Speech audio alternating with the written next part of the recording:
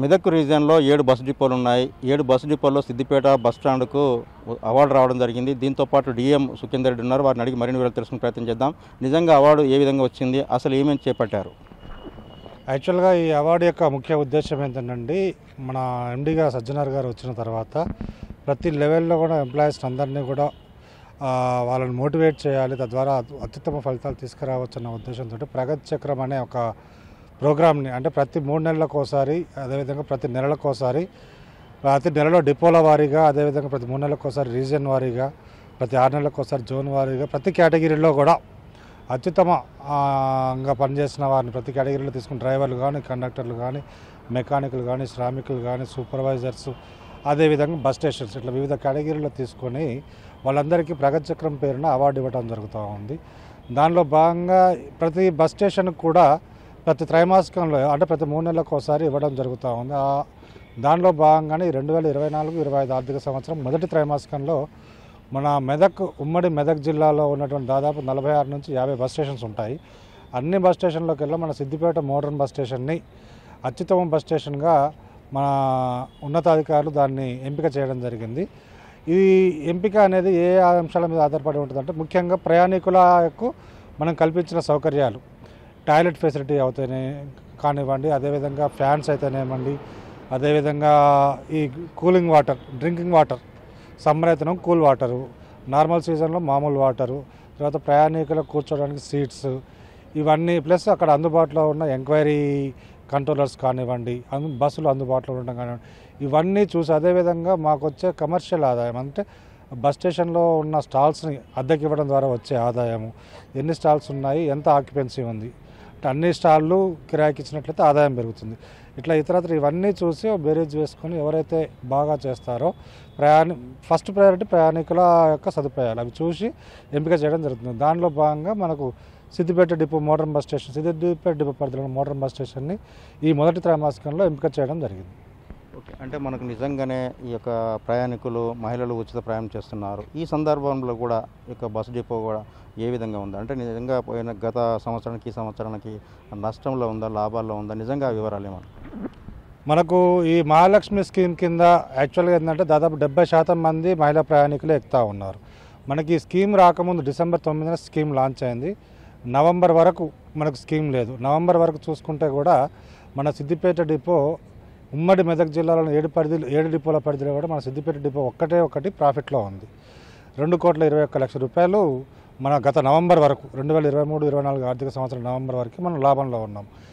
ఆ తర్వాత మహాలక్ష్మి స్కీమ్ వచ్చింది, ఉచిత ప్రయాణాలు ఎక్కువైనాయి సార్, వాటికి గవర్నమెంట్ మనకు రీఎంబర్స్ చేస్తూ ఉంది పీరియాడికల్గా. దాన్ని కూడా చూసుకుంటే కూడా మనకు ఇప్పుడు సిద్దిపేట డిపో ప్రాఫిట్లోనే ఉంది. యాక్చువల్గా గత ఆర్థిక సంవత్సరం వరకు పోల్చుకుంటే దాదాపు 6 కోట్ల రూపాయల దాకా మన సిద్దిపేట డిపో లాభంలో ఉంది. అదేవిధంగా ఉమ్మడి మెదక్ జిల్లా కూడా మొత్తం రీజియన్ కూడా దాదాపు లాభాల్లో వచ్చింది. ఈ 2024-25 క్వార్టర్లో కూడా మనకు విపరీతంగా లాభాలు వస్తూ ఉన్నాయి.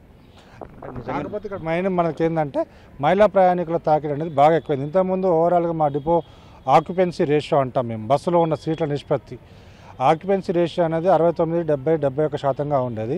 ఇప్పుడు 100% దాటిపోయింది మనకు. అంటే సీట్ల కంటే కూడా ప్రయాణికులు ఇప్పుడు ఎక్కువగా ప్రయాణం చేస్తూ ఉన్నారు. దానికి కారణంతో మనకు లాభాలు రావడం జరిగింది. అంటే లాంగ్ రూట్స్ ఉన్నాయి మనకు, బాంబాయి లేకుంటే తిరుపతి ఇలాంటి రూట్లు కూడా ఉన్నాయి. కాబట్టి నిజంగా మనకు బార్డర్ దాటిన తర్వాత రెవెన్యూ ఇంతకుముందు ఇప్పటికున్న తేడాలేమన్నా? మన సిద్దిపేట డిపోకి సంబంధించి లాంగ్ రూట్ అంటే 2 రూట్లు ఉన్నాయండి. ఫస్ట్ షోలాపూర్ గత సంవత్సరం నుంచి మనం డీలక్స్గా అప్గ్రేడ్ చేశాము. పర్ఫార్మెన్స్ బాగానే ఉంది. ఇప్పుడు ఈ స్లాగ్ కాబట్టి వర్షాలు కాబట్టి ఈ నెల కొంచెం తగ్గింది. అదేవిధంగా తిరుపతికి ఏమీ లేవు. బీదర్ సర్వీసులు ఉంటాయి. బీదర్ సర్వీసులకు ఏంటంటే మన బార్డర్ వరకు మహాలక్ష్మి స్కీమ్ వర్తిస్తుంది. అది మన తెలంగాణ ప్రయాణికుల వరకే. అదే కర్ణాటక ప్రయాణికులు అయితే వాళ్ళు ఇక్కడి నుంచి అయినా కూడా టికెట్ తీసుకోవాల్సిందే. అవి కూడా ప్రోత్సాహకరంగానే ఉన్నాయి మనకు. ఇంతకుముందు 69-70% వచ్చేది, ఇప్పుడు 90% దాకా కూడా ఆ సర్వీసులు వస్తూ ఉన్నాయి మనకు బీదర్ రూట్లో. ఓకే, నిజంగానే ఇప్పుడు మనకేమన్నా అంటే దాదాపు 15 సంవత్సరాల కాలం చెల్లిన బస్సులు కావచ్చు, లేకుంటే ఇక్కడ ఉన్న సర్వీసెస్ కూడా ఏ విధంగా అవైలబుల్ ఉన్నాయి? మనకు సిద్దిపేట డిపోలో వచ్చేసి ఆర్టీసీ బస్సులు 47, అద్దె బస్సులు 53 దాకా ఉన్నాయండి. 47 బస్సులలో ఈ మొన్న జనవరి నుంచి ఇప్పటి వరకు దాదాపు 18 బస్సులు కొత్త బస్సులు వచ్చాయి మనకు. అంటే పాత బస్సుల స్థానంలో రీప్లేస్మెంట్ అన్నమాట. మిగిలిన బస్సులు కూడా వస్తాయి. దసరాలోపు అన్ని కొత్త బస్సులు వచ్చే అవకాశం ఉంది. దీనికి అదనంగా కూడా మనకు చుట్టుపక్కల గ్రామాల నుంచి మహాలక్ష్మి స్కీమ్ ఇంప్లిమెంట్ చేసిన తర్వాత బస్సులు కావాలని చాలా రిప్రజెంటేషన్స్ వచ్చున్నాయి. ఒక 15 బస్సులు దాకా అదనంగా కావాలి, దాని తగ్గట్టు డ్రైవర్ కండక్టర్లు కూడా కావాలని మేము మన హెడ్ ఆఫీస్కి ప్రతిపాదనలు పంపాము. అవి కూడా దసరా వరకు వచ్చే అవకాశం ఉందండి. అంటే నిజంగానే రిటైర్మెంట్ అవుతారు డ్రైవరు, కండక్టర్, మెకానిక్లు. నిజంగా ఇంత తగ్గిపోతున్నా కానీ మ్యాన్ పవర్ తగ్గిపోతుంది. ఏ విధంగా మెయింటైన్ చేస్తున్నారు? యాక్చువల్గా మనకు గత 10-12 ఏళ్ళ నుంచి చూసుకున్నట్లయితే రిక్రూట్మెంట్ అనేది జరగలేదు సంస్థలో. దానికి తగ్గట్టు ఏంటంటే కరోనా వల్ల ఒక 2-3 సంవత్సరాలు మనకు బస్సుల్లో ఆక్యుపెన్సీ రేషియో 30% కూడా లేదు. అట్ ది సేమ్ టైం బస్సులు కూడా పాత అయిపోయినాయి కాబట్టి మనం కొన్ని బస్సులు తగ్గించడం జరిగింది రాష్ట్ర వ్యాప్తంగా. మనకు సిద్దిపేట డిపోనే కాదు, అన్ని డిపోల్లో తగ్గించడం జరిగింది. తద్వారా కొంచెం మ్యాన్ పవర్ షార్టేజీ అనేది కొద్దిగా తగ్గింది. బట్ ఈ మహాలక్ష్మి రద్దీ పెరిగిన తర్వాత ఏం చేస్తామంటే ఉన్న డ్రైవర్స్నే వాళ్ళ యొక్క స్పెషల్ ఆఫ్లో డబుల్ డ్యూటీలు ఇచ్చేసి, ఇంతకుముందు డబుల్ డ్యూటీ అమౌంట్ 650 రూపాయలు ఇచ్చేవాళ్ళం. ఇప్పుడు వాళ్ళకు కూడా శ్రమ పెరిగింది, ఒత్తిడి ఎక్కువైంది కాబట్టి ఇప్పుడు 1000 రూపాయలు ఒక డ్యూటీ చేస్తే ఇస్తూ ఉన్నాం. దాని ద్వారా కొంతవరకు ఈ లోటుని భర్తీ చేసుకోగలుగుతున్నాము. అది కూడా డ్రైవర్లు అందరినీ చేయించటం లేదు. మనకు చేతనైన వాళ్ళు, ఆరోగ్య సమస్యలు ఉన్న వాళ్ళని వదిలేసి చేతనైన వాళ్ళు, చేయగలిగిన వాళ్ళని మాత్రమే డబుల్ డ్యూటీలు బుక్ చేస్తూ ఉన్నాము. దాని ద్వారా కొంతవరకు ఈ ప్రయాణికులకు మెరుగైన సౌకర్యాలు కల్పించడానికి మనం ప్రయత్నం చేస్తూ ఉన్నాము. సో ఇప్పుడు ఎలాగో గవర్నమెంట్ కూడా మొన్న పోస్టుల భర్తీకి అనుమతి ఇచ్చింది కాబట్టి ఒక 3 నెలల్లో మనకు కొత్త డ్రైవర్లు, కండక్టర్లు కూడా వచ్చే అవకాశం ఉంది. వాళ్ళు వస్తే పూర్తి స్థాయిలో కొరత తీరిపోతుంది. మనం అదనంగా సర్వీసులు కూడా నడిపే ఏర్పాటు చేయొచ్చు.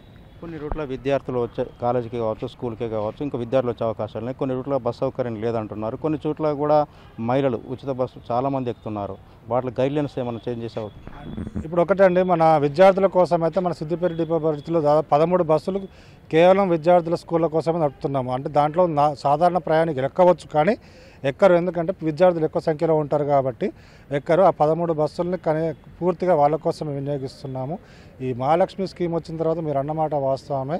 ఇంతకు ముందు కూడా అవసరం లేని వాళ్ళు ఇప్పుడు మాకు అదనపు ట్రిప్పులు కావాలని అడుగుతున్నారు. ఈ మధ్య కాలంలోనే ఒక 2-3 గ్రామాలకు అదనపు ట్రిప్పులు వేయడం జరిగింది. అయినాపూర్ కానీ, గురువన్నపేట కానీ, ఇంకొన్ని గ్రామాలకు మేము అదనపు ట్రిప్పులు కల్పించడం జరిగింది. త్వరలో కొత్తగా మనకు బస్సులు వచ్చేసి సిబ్బంది కొరత పూర్తిగా తీరిన వెంటనే వాళ్ళ కోరికల మేరకు ఎన్ని ట్రిప్పులు అయినా కూడా మనం వేయడానికి సిద్ధంగా ఉన్నాం. అట్ ది సేమ్ టైం ప్రయాణికులు కూడా ఏంటంటే బస్సు అందుబాటులో ఉన్నప్పుడు బస్సులోనే ప్రయాణం చేస్తే బస్సు మన ఊరికి వచ్చినప్పుడు బస్సును మనం ఎక్కి నిలుపుకుంటే బస్సు వస్తుంది. అదేవిధంగా అంతేకాకుండా బస్సున్నా కూడా ప్రైవేట్ వాహనాల్లో ప్రయాణం చేస్తే కనీసం నిర్వహణ ఖర్చులన్నా మనకు రావాలి. వచ్చినప్పుడే ఆర్టీసీ ఉంటుంది, తద్వారా మీకు మంచిగా ఉంటుంది, తక్కువ ఛార్జీలు ఉంటాయి, సురక్షిత ప్రయాణం ఉంటుంది. అలా కాకుండా ప్రైవేట్ వాహనాల్లో ప్రయాణం చేస్తే వాళ్ళ యొక్క ప్రాణాలకు గ్యారంటీ ఉండదు, ప్లస్ విపరీతంగా ఛార్జీలు కూడా వసూలు చేస్తారు. అది ఒకటి ప్రయాణికులు కూడా గమనించాలి. మీ అవసరాలకు అనుగుణంగా త్వరలోనే ఖచ్చితంగా కూడా ఎన్ని ట్రిప్పులు కావాలంటే అన్ని ట్రిప్పులు వేయడానికి మేము సిద్ధంగా ఉన్నాం. కొంచెం టైం పడుతుంది.